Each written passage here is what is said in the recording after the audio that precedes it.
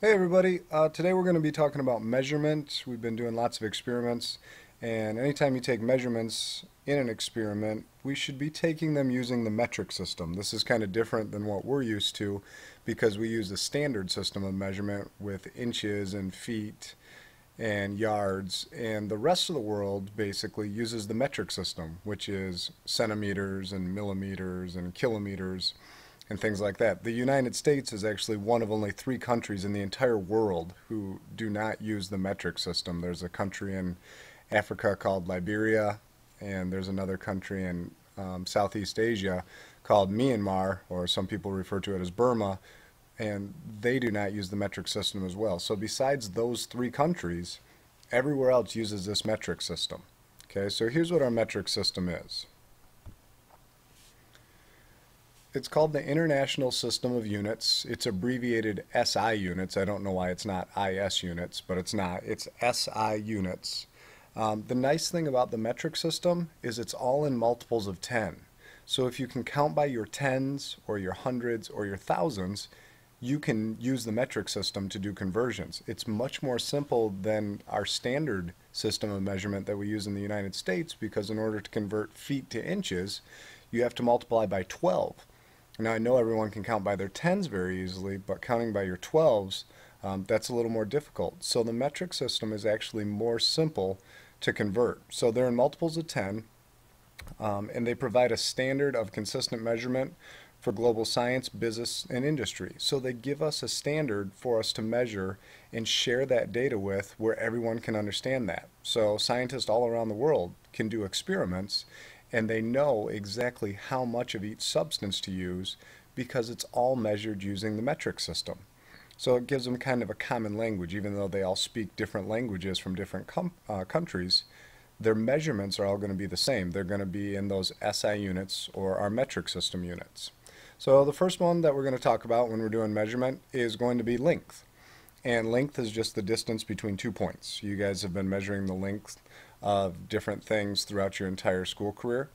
The SI unit of length is called the meter. Now our SI unit is kind of the most common unit that you're going to be measuring things. So when you think about things that you'd be measuring, the meter is the most common use. Now a meter is like the meter stick that we have in my classroom that you guys have all seen. It's about 3 times the length of a ruler, and it's much larger. When we were working on our Metric Me project, you guys use those to find lots of measurements. Now, if you're going to measure the length of a tiny object, you're going to measure in millimeters. Millimeters are those super tiny little slash marks on a ruler. There's 10 of them for every 1 centimeter. So on a meter stick, there's actually 1,000 millimeters. They're pretty tiny. If you're going to measure a small object, maybe like a eraser top, or maybe your pencil, something like that, or maybe your science book, you would measure in centimeters. And if you look on a meter stick, there are 100 centimeters. It takes about 2.5 centimeters to equal 1 inch, so they're still pretty small. Now, if you're going to measure a large object, like let's say you wanted to measure how big my science classroom is, you would measure that in meters. You would lay the meter stick down on the floor and go end to end and measure over and over again. Now, the reason why you'd use meters as opposed to centimeters and millimeters is my classroom is maybe 30 meters long. If you were measuring that in centimeters, that would be 3,000 centimeters. And that's very difficult for someone to understand how long that is.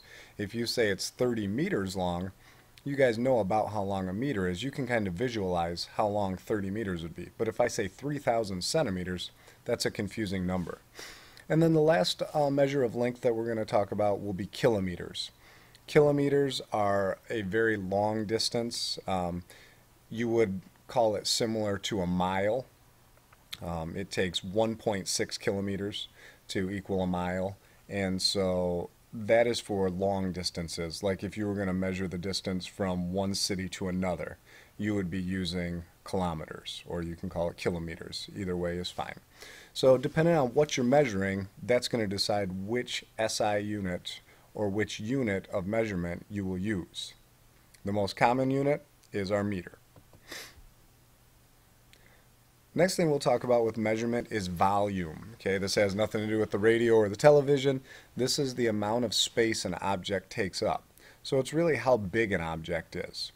Our SI unit of volume is called the cubic meter. And a cubic meter is, if you can envision it in your head, it's if you took a meter stick and you made a cube out of a bunch of them. So imagine every side of the cube is 1 meter long. So that would take up a pretty good amount of space. Once again, volume is the amount of space an object takes up. So you have to not only do the length, but you have to do the width and the height, and it makes a three-dimensional object, and that's where we get the cubic word that's in front of all these different measures. Now, once again, the standard unit, or the SI unit of volume, is the cubic meter. If you were going to measure a tiny object, it would be a cubic millimeter. That would be a cube that is 1 millimeter on each side. If you're going to measure a small object, like maybe an eraser, like one of the pink pearl erasers, or something very small, your cell phone or your iPod, you would use cubic centimeters. That's a cube that's a centimeter on each side. Large object, cubic meter. Once again, if we were talking about measuring how much space my room occupies, we would use cubic meters. We would see how many cubes that were a meter on each side we could stuff into my room, and that would tell us the volume of the room.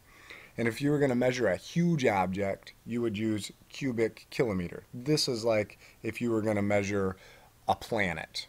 Okay, if you wanted to know how much space this gigantic object would take up, that would be a cubic kilometer. That would be a cube that is 1 kilometer on each side. So that's a pretty huge object.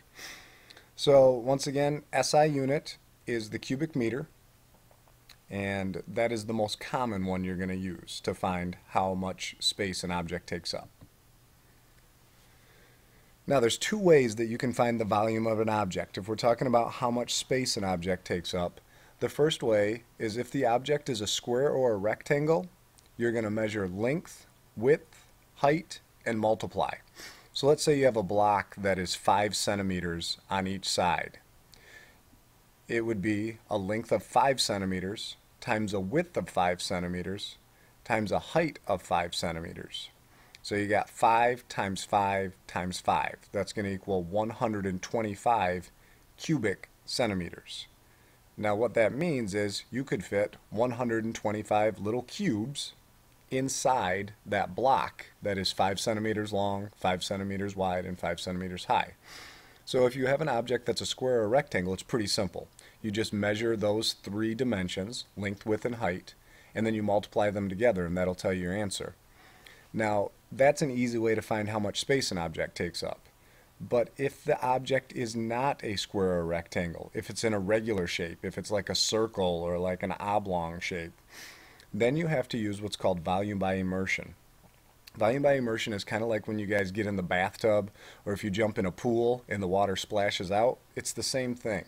You take the object, you set it down in water, and you see how much the water level rises, because however much the water level rises, that's how much space the object took up.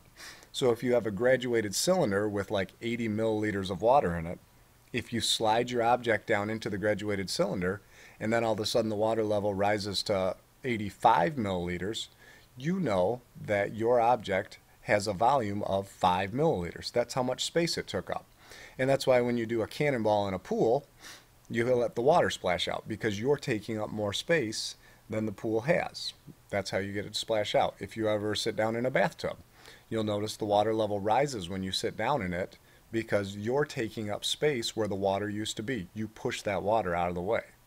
So those are the two ways that you can find the volume of an object. Obviously the first one's a little bit easier because you just measure the sides and multiply. Second one's a little more tricky, but it can definitely be done. And the objects that we'll use in class will be able to fit inside the graduated cylinder, and we'll be able to see how much the water level rises to determine that. Now I want to talk a little bit more about the different SI units that we have and how you can convert them. Okay, so if you look here on this chart, this is our different SI units, or our different metric units that you can use. Now you can see right here it says centi. So if we're talking about length, this would be centimeter. If we were talking about length, this would be millimeter. And the one in the middle where it says unit, that's where you put your SI unit. Now we talked about with length, the SI unit is the meter. Okay, so if we wanted to convert, let's say that we want to convert 4 meters, and we want to know how many centimeters that equals. All we have to do is this. We look right here where it says meters, okay, right where it says unit, it should say meters, okay. Now it doesn't say meters because this is for any type of measurement. We're just talking about length right now. So pretend this says meters right here, and if we go from meters down to centimeters, we are going to be going this way. We're going to follow the swoop here. So it says to multiply it by 10. So 4 times 10 equals 40. 40 times 10 equals 400. So for that conversion, 4 meters equals 400 centimeters. If you want to do the conversion the other way, let's say we had 400 centimeters. And we were curious how many meters that was going to equal. You just start where it says centimeters, but since we're moving up, we're going to follow these brown arrows now. And the brown arrows tell us that we need to divide our number by 10. So I start with 400 centimeters. 400 divided by 10 equals 40. Now I'm right here. 40 decimeters is what it would be called. 40 divided by 10 equals 4. So we're back to 4 meters. And you can use that conversion chart to figure out any of those measurements. Okay, so when we talked about length, we talked about meters. When we talked about volume, we talked about cubic meters. So instead of the unit right here being meters, if we're talking about volume, we could talk about cubic meters. Okay, so let's do a conversion where we want to know how many cubic meters 3 cubic kilometers is. Okay, cubic kilometers are huge. This would be like if we were measuring like a planet or something large. But here we do the same exact kind of conversions, real simple. And this is the great thing about the metric system, is it's in system of 10. You guys can all multiply by 10s pretty easily. So 3 cubic kilometers times 10 would equal 30. 30 times 10 equals 300. 300 times 10 equals 3,000.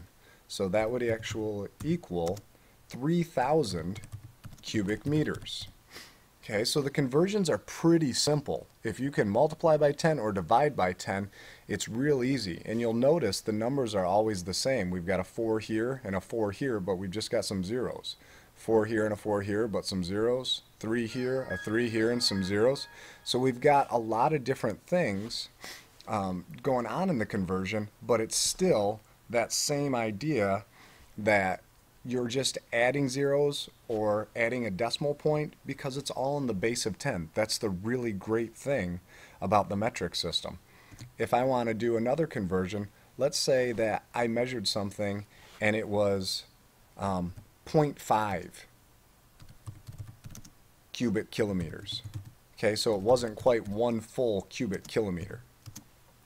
When I do my measurements again, 0.5 times 10 equals 50. 50 times 10 equals 500. And then 500 times 10 equals 5,000. Okay, so we're much smaller here when we go down through there. Or not 5,000, excuse me, 500 cubic meters.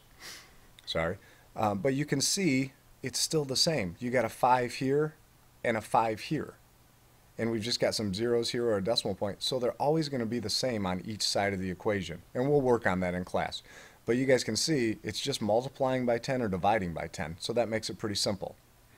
All right, so write down on your summary what you learned and remember from this presentation. Get your challenge question done. You just have one for your classmates, none for me this time. And then remember, on the back side of your WSQ, you got your quiz questions.